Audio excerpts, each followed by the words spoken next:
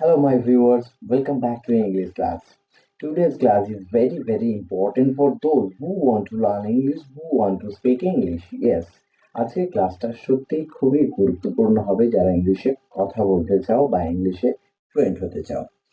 তো আজকে কিছু গুরুত্বপূর্ণ ইংলিশ সেন্টেন্স থাকবে বেঙ্গলি থেকে ইংলিশ, যেগুলো ইংলিশে স্পিক করার জন্য ভেরি ইম্পর্টেন্ট। ওকে, সো দেরি না করে চলো সেই সেন্টেন্স গুলো দেখে নেওয়া যাক। ওকে, ফার্স্ট সেন্টেন্স, আমি ইংলিশ শিখি। তো এটার ইংলিশ কি হবে? I learn English. আমি ইংলিশ শিখি না, আই ডোন্ট লার্ন ইংলিশ। আমি ইংলিশ শিখবো, আই উইল লার্ন ইংলিশ। আমরা এখানে আই শ্যাল লার্ন ইংলিশও বলতে পারি। আই উইল আর আই শ্যাল এর মধ্যে পার্থক্য কি রয়েছে? যখন ডিটারমিনেশন হবে, মানে আমি ইংলিশ শিখবই, সেক্ষেত্রে আই উইল লার্ন। আর যখন আমি নর্মালি বলবো যে আমি ইংলিশ শিখবো, সেক্ষেত্রে I shall learn English. Clear?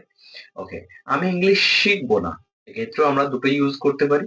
I shall not learn English আর I will not learn English. So determination হলে তখন তুমি উইলটাকে ইউজ করবে। ওকে, ওকে, আমি কি ইংলিশ শিখবো? এটার ইংলিশ কি হবে? Will I learn English? আমি কি ইংলিশ শিখবো না? Won't I learn English?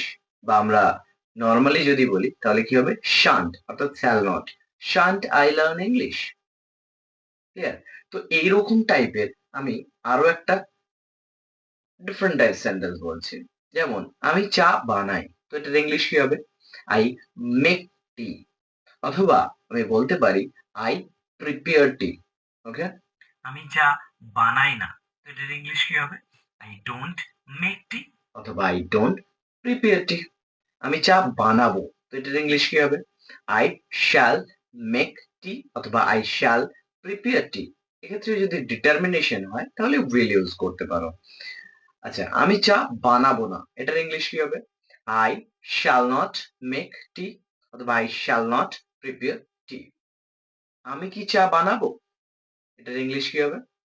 Shall I make tea or shall I prepare tea? আমি কি চা বানাবো না?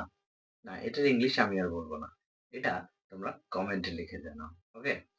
সো এরকম সেন্টেন্স আরো পাওয়ার জন্য অবশ্যই চ্যানেলটাকে সাবস্ক্রাইব করে রাখো এবং ভালো লাগলে অবশ্যই লাইক করে দাও। দেখা হচ্ছে নেক্সট ভিডিওতে। ততক্ষণের জন্য টাটা।